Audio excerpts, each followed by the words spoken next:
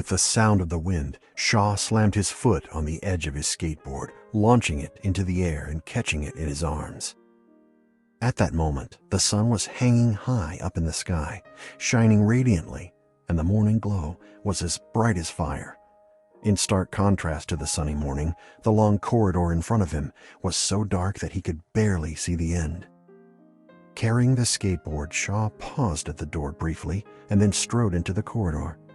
After several twists and turns, he came upon a door. Shaw pushed the door casually with his fingers. Dazzling light flooded out into the corridor. Shaw approached the dazzling light, leaned lazily against the wall, and removed the dragonfly eye from his chest. Lowering his eyes, he focused his gaze on the dragonfly eye of the Warring States period in his palm. The round bead remained warm, and the sophisticated patterns, beautiful colors, and blue-violet glow were as brilliant as ever. After a while, Shaw stood before the light, the cynicism in his eyes slowly fading. It's time to archive. As he stretched out his arm, a lively face suddenly appeared. A chance to meet again.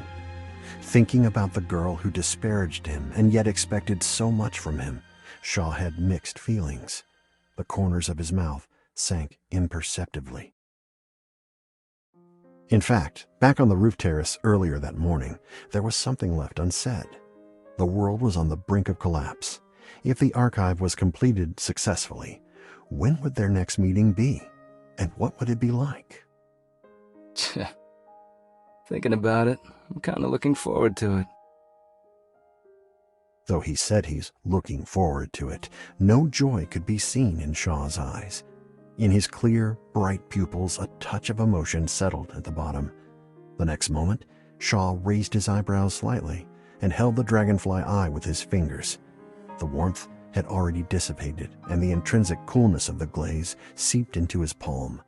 He closed his narrow eyes, and when he opened them again, he suddenly turned and walked out the door.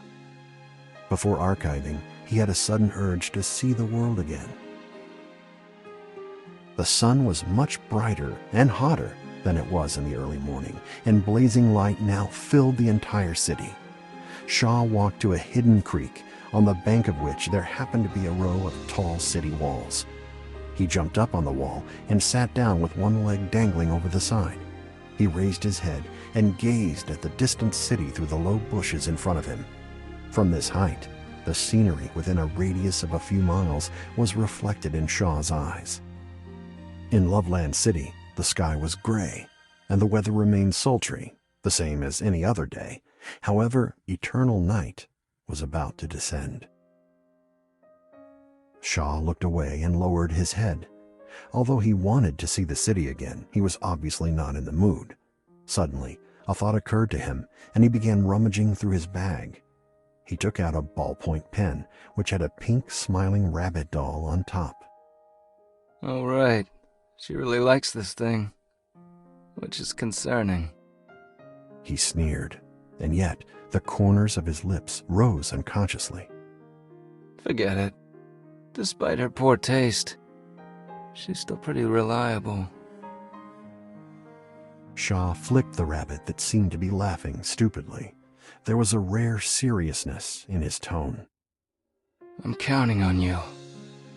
Don't let me down.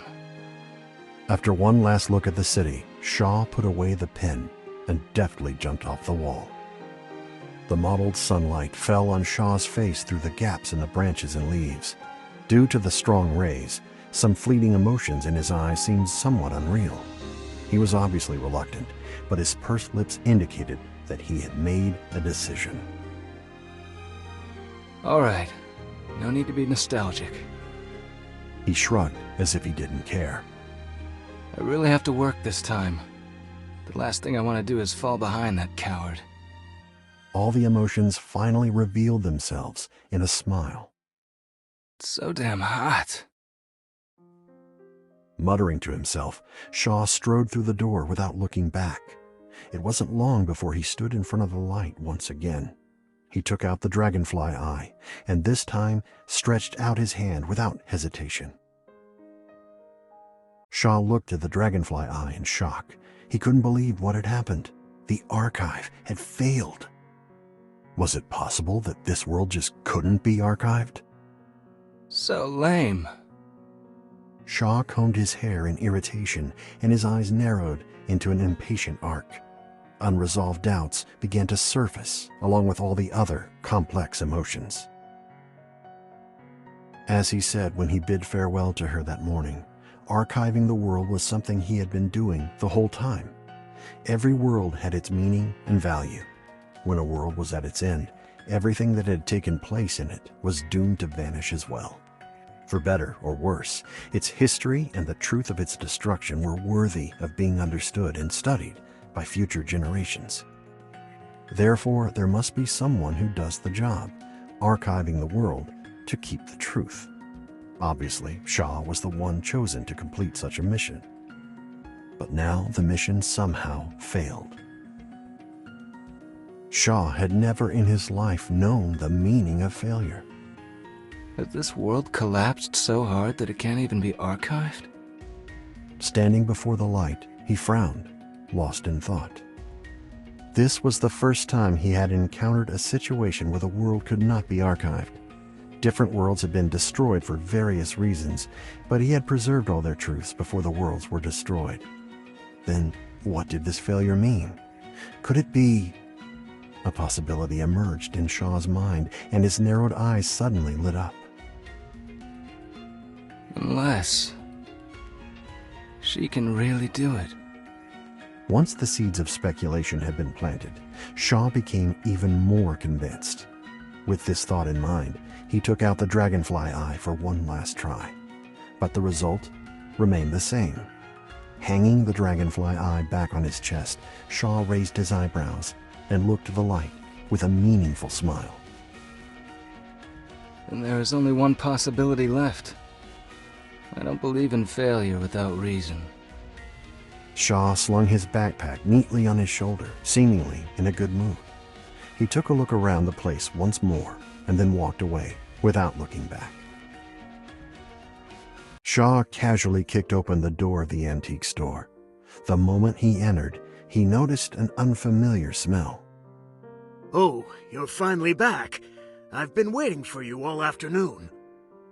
It was an old man with long braids who behaved like a bratty child, yet wore a uniform-like suit, making him look all the more bizarre. Want some water? The moment he said it, the old man seemed to recall something. I almost forgot that you don't like water.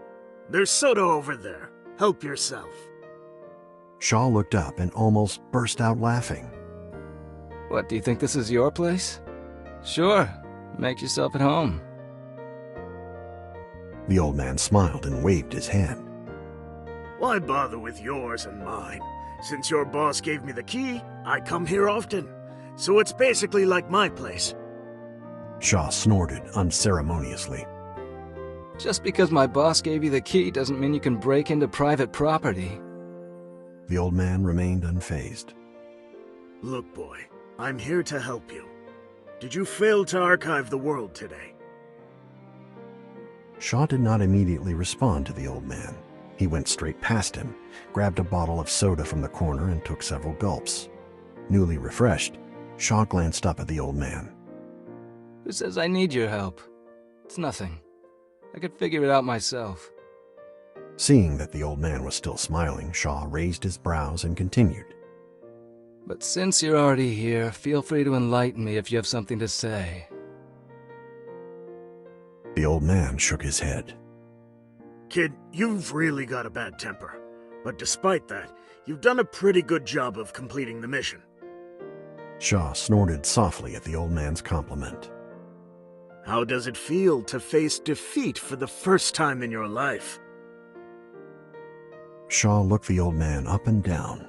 The advent of eternal night and fear of an unknown future had left many people in a state of panic. But looking at the old man, his hair was neatly tied up, his clothes were properly pressed, and even that cheerful look on his face. In other words, he didn't seem to be anxious at all. Shaw secretly smiled, realizing that his speculation must be correct. I feel nothing. It's definitely not my problem anyway. Shaw snorted, with an indifferent look on his face. The old man smiled again. Why are you so confident? But then, there's nothing wrong with that. He stroked his non-existent beard, looking mysterious. As for archiving, when the time is right, it can be done. The reason you failed is simply that it has not yet reached the point at which this world can be archived. Shaw drank a few more gulps of soda. He raised his eyes to stare at the old man and pretended to listen carefully. Take, for example, the game you often play. You can only save the game progress at specific points designated by the system, right? Shaw smirked. I didn't expect someone like you to know so much. The old man replied triumphantly. Of course. Despite my age, I'm always up for trying new things. After taking a moment to gloat, he got back on topic. So today's failure is only because this world has not yet reached the point at which it is to be destroyed. Hearing what the old man had to say, Shaw seemed to breathe a sigh of relief, but still wore a mocking expression on his face. He snorted. Oh yeah? I figured that out a long time ago. Sure enough, as he had surmised at the archive point, his failure was a testament to something that was about to happen. The girl who said, "Good luck to us both," a few hours prior, was really lucky. Looking up, his eyes were met with the old man's expectant gaze, and the corners of his mouth immediately sank. Are you finished? The old man nodded with a smile, and Shaw raised his eyebrows. Then you can go now. As he spoke, he walked to the door and opened it. Of all your babble, only one thing was useful. After the old man left, Shaw looked at the empty antique store with a smile on his face. Outside the window, the dusk sky had transformed into a golden red. The setting sun hung low to the west, and it wasn't long before the evening glow illuminated the land. Shaw leaned lazily by the window, absent-mindedly drinking soda. You're not so useless after all. It seems that you haven't wasted the Queen's gene. He raised his head and gazed at the burning red clouds outside the window. He had a look of indifference, but his mouth was curled up into a smile. It's not entirely unexpected. No one knew how she would succeed, but since the world would remain the same, then she was. Kind of oblivious, but still fun to be around.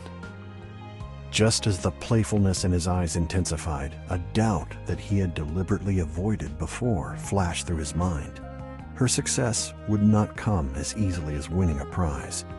What was the price behind her success, and how would it impact the world? It was unfortunate that he couldn't predict the future.